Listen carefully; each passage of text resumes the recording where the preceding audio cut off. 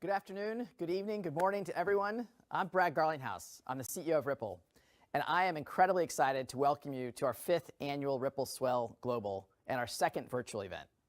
It really is an honor and frankly a privilege to have you with us today. I'm looking forward to 2 incredible days of presentations, fireside chats, panels, and more from leaders such as the CEO of FTX, Sam Bankman-Fried, the chief economist at Allianz, Mohamed El-Erian, the CEO of Alliance for Innovation Regulation, Joanne Barefoot, as well as the former CFTC Commissioner, Brian Quintenz. We're also going to have customers and partners of Ripple's, including Asimo, Neum, People, Modular, and Tranglo. Each of them will be sharing their experience and insights working with Ripple and their experience working with RippleNet. The spirit of Swell is not one defined by being in person or being virtual, but rather the conversation of where we are and the conversation about what's possible. As the world moves at an increasingly fast pace to a crypto-enabled future, I want to take a step back first and look back to October 2017, our very first Swell in Toronto, Canada. The world looked vastly different at that time. The entire market cap of the crypto market was barely $200 billion. 4 years later, the world is accelerating towards digitization in many sectors, in large part because of the pandemic. Commerce is global from day one, and the value being sent across borders is growing by the trillions. The global economy has truly started to reawaken after the last year and a half. Concerns certainly remain globally about inflation, supply chain, and how climate change is already affecting communities and economies. Of course, it's also worth knowing that crypto's market cap has grown from that $200 billion to well over $3 trillion, and the world is paying very close attention to what's happening in this sector. Blockchain and crypto use cases like cross-border payments are firmly outside the sandbox stage. And more recently, things like NFTs have continued to push crypto into the mainstream consciousness. It's very clear to me that different blockchains have and will have different use cases. There are going to be a lot of winners at the end of the day. This is and will be a multi-chain world. We've also seen in the past year that not a day goes by that crypto isn't mentioned from regulators, business titans, thought leaders, and more. Governments globally are feeling the pressure to take a stance on crypto. We saw from El Salvador to China, governments are putting a stake in the ground on crypto on one end of the spectrum or the other. Large or small financial institutions and fintechs, including many of you, our customers, are determining their crypto and blockchain strategy for the long term, with growing awareness of how these technologies can solve pain points in multiple enterprise use cases. Tech giants are among the countless opining on the potential of these technologies on a daily basis. Yet despite all this attention and progress, much of the world still remains unbanked.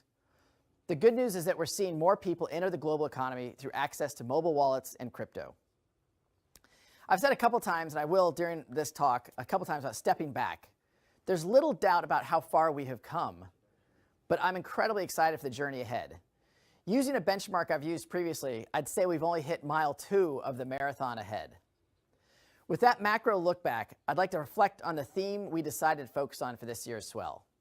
It's all about unlocking boundaries.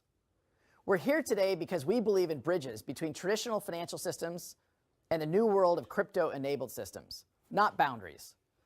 This is about expanding access to the global economy for all by interconnecting previously siloed systems and walled gardens. With that worldview in mind, I'd like to also share an update on Ripple's business. How's it been going for Team Ripple? Well, let me start off with some thoughts on the state of the network, what we call RippleNet. For years, we've been focused on building and deploying RippleNet to solve the many frictions with cross-border payments, especially remittances. Since the network has been live, we've processed millions of transactions worth many billions of dollars. In 2021 itself, we will process many millions of transactions, about 6 million, which is going to grow well over 100% from 2020. At Swell 2018, we announced on-demand liquidity, our first product, a service with RippleNet that allows customers to instantly move money around the world at any time, even weekends and holidays, without the need for pre-funded accounts or is often a cumbersome correspondent banking relationships that take days to settle. They're certainly costly and can be very error-prone. This is achieved through the power of XRP, the digital asset native to the XRP ledger, which is built into our technology stack. ODL certainly as a product had its best year ever. ODL customers today can now access over 20 countries around the world for their payment needs, including Japan, Mexico, the UAE, the Philippines, Australia, UK, and more. From a year ago, our ODL transactions across RippleNet have grown 25 times. And even compared to last quarter, it grew 130% quarter over quarter. ODL transactions now account for 25% of the total dollar volume across the network. What this shows is that more and more customers are getting comfortable with using digital assets, using XRP within their payment flows. All of this growth really is coming from outside of the United States. While our US ODL flows were essentially halted due to regulatory uncertainty at the beginning of the year, international ODL volume has really continued to surge. The explosive growth of ODL is a testament to the best-in-class product experience and the benefits our customers are seeing firsthand. ODL is thriving in jurisdictions where, first and foremost, there is that regulatory clarity we have sought here in the United States. In addition, though, these are countries that are embracing innovation and understand that crypto ultimately will be to the benefit of consumers, the benefit of those end users. Crypto is critical to creating a more inclusive, equitable, and efficient global financial system. Let me give you one example. A really good example, I think, is the UK, which has not only established a clear framework for crypto, but has an active innovation sandbox overseen by their national regulator, the FCA, and regularly interacts with industry for future regulation. That conversation is helping the UK be a leader in the market. We started building RippleNet with the thesis that crypto liquidity would eventually be able to support robust global payments, large payments. RippleNet was designed so that customers seeing the benefits of our fiat-based network could flip the switch to ODL once the market was mature enough. And this is exactly what's happening. In fact, 3 out of 5 of our highest transacting customers in 2020 have now upgraded to ODL to leverage the benefits of XRP-powered payments for their business. It's been about a year now since we launched another product called Line of Credit. Line of Credit offers the ability to have delayed payment terms for our ODL customers. Now, this product came about by listening to our customers' pain points, listening to them around the limited access to working capital, the expense of working capital, as a huge barrier to growth and their ability to scale. If you look backwards, fintechs and payment service providers, PSPs, were creating bespoke credit arrangements with each partner in each destination market with more overhead and more management. Ripple's product Line of Credit solves this problem by providing upfront access to capital for every market through one simple credit arrangement, simplifying access to financial solutions that accelerate business performance and allow them to scale. We have multiple customers using Line of Credit today to access capital on demand. Not surprisingly, this is a rapidly growing new offering for our RippleNet customers. Stepping back again for a moment, I think we can all agree that crypto and blockchain really are more mainstream than have ever been the case. As the world grows more tokenized, RippleNet is also evolving to provide more than just crypto-enabled instant cross-border payments. It's about being the bridge between a growing world of tokenized assets and traditional enterprises that want to enter this space. This translates to the capabilities I just mentioned with ODL, Line of Credit, and our expansion into different types of payments, such as internal treasury management for customers. As these trends have continued to play out, one of the critical insights we have had here at Team Ripple is that a foundational element for tokenization and crypto broadly is liquidity. Everything starts with liquidity. Liquidity is the reason why all of this is possible. Crypto markets have exploded over the past couple of years, meaning there are levels of liquidity that can support value exchange on a more global scale. We've gone from millions of dollars of liquidity per day to billions of dollars of liquidity per day. And I have little doubt that will continue to grow by orders of magnitude in the years to come. It's worth noting that part of the reason why traditional financial systems were so inefficient, slow, and expensive is because of the lack of liquidity for most currencies outside of the G20. Crypto really, in my judgment, has upended what we used to take for granted. And this is driving the core of our entire business within RippleNet and RippleX. On that note, given this opportunity, it only makes sense for Ripple to bring our expertise to the market and help other partners. I'm incredibly excited to announce today that Ripple is launching a new product called Liquidity Hub. While we are just in alpha product stage right now, this is where the enterprises can easily and efficiently source digital assets from the broader crypto market. We want to offer our customers this ability as they look to offer their end users the ability to buy, sell, hold digital assets at the best prices from a breadth of liquidity venues. The ability to tap into global liquidity pools through smart order routing at the best prices, all via RippleNet's trusted platform, we think will be a game changer for the industry. Ashish Burla, one of the key leaders on Team Ripple, our RippleNet general manager, is going to be sharing more in a special presentation about Liquidity Hub and the ins and outs of Liquidity Hub, so I won't steal too much of his thunder. Suffice it to say, this is a big step in the Ripple evolution to be the bridge between tokenized services and traditional enterprises. With all of that said, RippleNet is not the only business unit making waves at Team Ripple. I'm going to spend a little bit of time talking about what our other business unit, RippleX, has been up to as well. The same way that liquidity is at the core of RippleNet, it is also true for RippleX.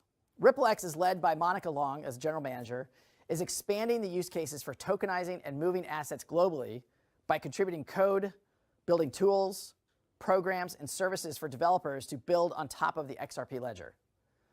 This allows businesses, consumers, institutions, and governments to fuel the engine of a new digital economy, providing access to a host of tokenized services like NFTs and CBDCs, central bank digital currencies.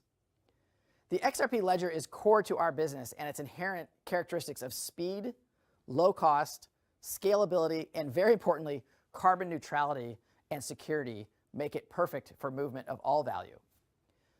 The XRP ledger was the first blockchain to have a native decentralized exchange, also known as a DEX, natively built in, which allows for seamless transfer of value. Thousands of tokens, more than 5,000, have been launched on top of the XRP ledger since its inception. This is liquidity, plain and simple. RippleX is doubling down on incredible value and potential of the XRP ledger DEX, where it has meaningful and durable differentiation amongst other blockchains by helping build and foster new tokenization use cases. As part of this, and some of you already are probably aware, in September, the RippleX team launched a $250 million creator fund, what we call a creator fund. This provides technical, creative, and financial support for creators, brands, and marketplaces to explore new use cases for NFTs on the XRP ledger.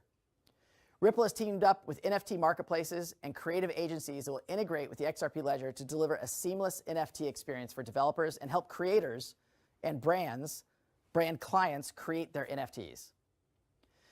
In my judgment, digital art is just the tip of the iceberg for NFTs. We see a world in which they support other use cases such as fractional ownership, carbon credits, property, novel experiences, real estate, and much more. CBDCs also have been a focus area for RippleX. Some of you have been paying close attention. Earlier this year, we launched our private CBDC solution, which leverages a private version of the public open source XRP ledger. Our CBDC solution ensures that central banks have greater control over issuance, management, privacy, and validation that they would get with public blockchains. In September, we announced a pilot project with the Royal Monetary Authority of Bhutan. We're very excited to get going on that. They're turning to blockchain as part of its strategy to enhance digital and cross-border payments, expand financial inclusion efforts that are already underway in their country, and extend its commitment to sustainability as the only carbon-negative country in the world. Across both RippleNet and RippleX, we're leaning into the tokenization of everything. I think we took a pragmatic approach early on to work with financial institutions and to work with governments, not against them. Ripple has been building products for years that were first in market for enterprises to embrace and utilize crypto. We're doubling down on this trend because it's continuing to accelerate. I'm incredibly pleased with the progress we've made, despite the headwinds in the United States because of the United States regulatory dynamics. Our international growth on both the RippleNet and RippleX fronts have been extraordinary and by no means slowing down. Okay, so I've alluded to the regulatory headwinds here in the United States. I want to take a moment to address that kind of elephant in the room. Global regulation and the status of the lawsuit we're facing here in the United States from the SEC. So first of all, broadly speaking, I think blockchain and crypto are core infrastructure technologies of the future.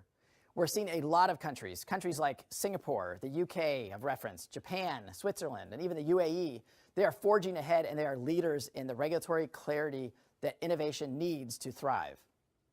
Innovation is moving to these countries because the regulators have set clear rules and frameworks, as well as worked with the industry. As many of you know, Ripple has engaged with regulators globally from the earliest stages, and we will certainly continue to do so. I've been very encouraged by the level of attention and knowledge that global regulators and policymakers are putting on these important technologies, and we're looking forward to continuing to work productively with them to support innovation and making sure consumers are protected. Now, that said, sitting here in the United States, it's interesting the US really has been a laggard on the global stage for crypto regulation. If you followed this closely, I said when the SEC first sued Ripple that I think it's become increasingly obvious to the entire market that the SEC lawsuit impacts all of the crypto and fintech industry here in the United States, not just Ripple. Despite what some in the current US SEC claims, we do not have a clear framework for how consumers and businesses can utilize these technologies. Unfortunately, what we've seen so far is regulation by enforcement, where the industry players don't know what the rules of the road are, and the SEC tries to clarify them through legal action. I think this is an attack on crypto innovation, and I firmly believe when the dust settles, Ripple will not only be on the right side of the law, but we will also be on the right side of history. It's been over 10 months now since the SEC sued Ripple, and our case is moving fairly quickly in the comparison with typical federal cases. We've won some important rulings, really calling to account and forcing the SEC to be more transparent about their policies and their deliberations and their internal rules. I think this clarity is good for the entire industry. I'm hopeful, despite the SEC's efforts to slow things down, that we'll keep the court case moving quickly and we can get closure and clarity for Ripple and for really all of the XRP community.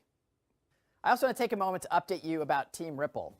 I am hugely proud of what this team has achieved in the past year, particularly given the headwinds of the US regulatory environment. We had our best hiring quarter ever in Q3. Our international offices have been growing leaps and bounds. We're lucky to have two incredible regional managing directors in Brooks Entwistle in Singapore, as well as Cindy Young in London join earlier this year.